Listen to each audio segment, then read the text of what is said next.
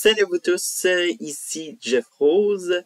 Countrypedia est la destination ultime pour découvrir ou redécouvrir des artistes country ou encore aborder des sujets entourant ce genre musical.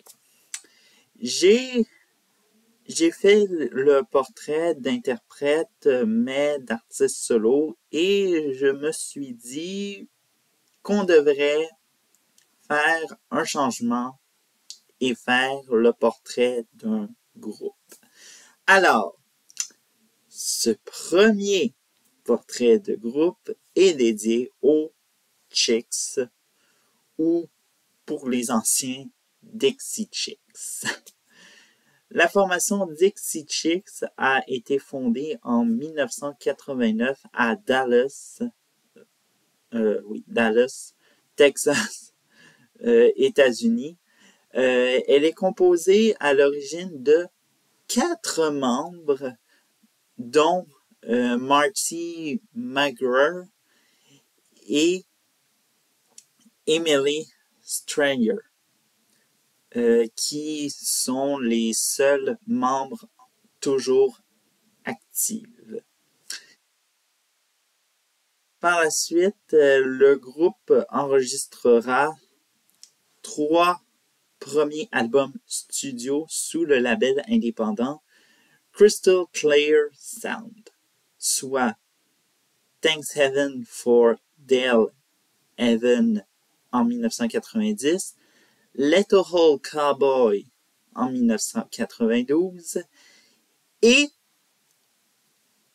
Shouldn't I Told You That en 1993. Entre 1992 et 1995, 2 membres quitteront, dont la première, Robin Lynn Mercy, en 1992, qui n'était pas satisfait du changement de son sur le deuxième album studio. Et la deuxième, Laura Lynch, dont les raisons varient, mais aurait quitté avant l'enregistrement du 4e album studio. Avec la venue de la nouvelle membre Natalie Mines, et retenez ce nom parce qu'on va beaucoup parler d'elle, bref, le trio propose un nouveau son et une nouvelle image. En 1997, elles publient leur premier singles, et c'est leur premier singles à vie en carrière. I Can't Love You Better, qui atteint le top 10 du Billboard Hot Country Songs. L'année suivante voit la sortie de l'album Wide Open Space, qui inclut les titres à succès Here's Your Trouble, Wide Open Space et You Were Mine. En 1999, le trio poursuit leur succès avec Fly, qui sera numéro 1 au Billboard 200, et inclut les titres à succès Cowboy Take Me Away et Without You. Désormais populaire, tout semble sourire aux Dixie Chicks, mais Dixie Chicks, bon, faut prononcer le S, je suis désolé. Mais c'est l'inverse une fois loin des caméras, et particulièrement en 2001. 2001 est une année marquée par une poursuite contre leur label Sony pour des pratiques comptables frauduleuses.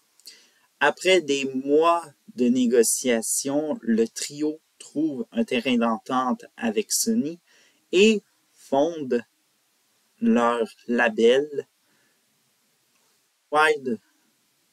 Open Wide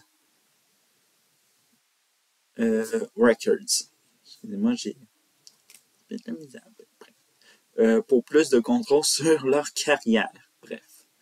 Le 6e album studio Home paraît, et ça, le 27 août 2022, soit 3 ans après le même jour que l'apparition de Fly. Vraiment bizarre, mais bon. Quoi de mieux pour son grand retour dans l'industrie. Bref. Alors, l'album inclut la reprise Landslide de Fleetwood Mac et Traveling Soldier. 2003 sera un point tournant dans la carrière des Dixie Chicks. En parallèle avec l'évasion en Irak par le président George W. Bush, le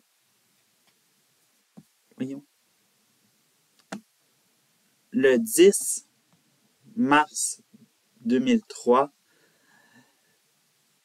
les Dixie Chicks se produisent à Londres et Natalie Maines va prononcer ses propos suivants. Juste pour que vous le sachiez, nous sommes du bon côté avec vous tous. Nous ne voulons pas de cette guerre, de cette violence, et nous avons honte que le président des États-Unis soit originaire du Texas. Ce discours va être mal reçu aux États-Unis et va avoir des conséquences sur leur popularité et leur musique. Malgré cet incident, leur tournée Top of the World ne sera pas si affectée puisqu'elle sera la 8e tournée la plus rentable de 2003 et la plus rentable de l'histoire de la musique country à l'époque.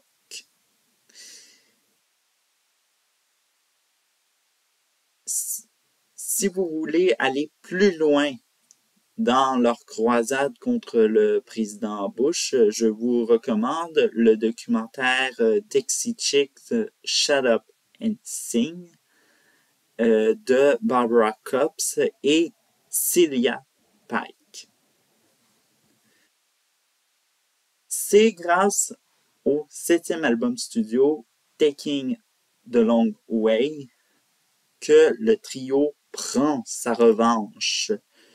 Non seulement acclamé par la critique, il se classe numéro 1 au Billboard 200 et au Billboard Top Country Albums.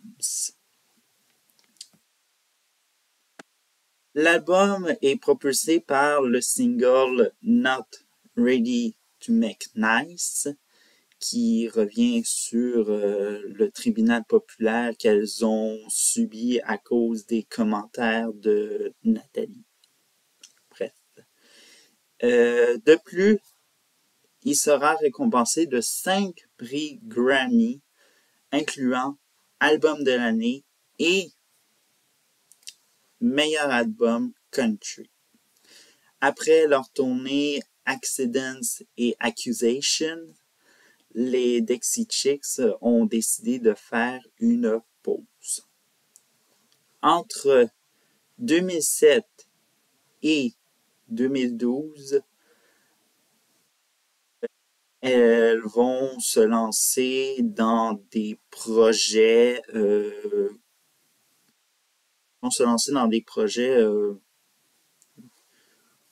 pas solo, mais bref, en tout cas, dans d'autres projets, bien sûr, hors de leur trio, comme celui de Emily et Marty, qui vont former le duo Count Yard Horde, tandis que Natalie Maines va faire carrière solo. Elle a d'ailleurs un album studio solo en tout cas en carrière, juste pour vous dire l'information.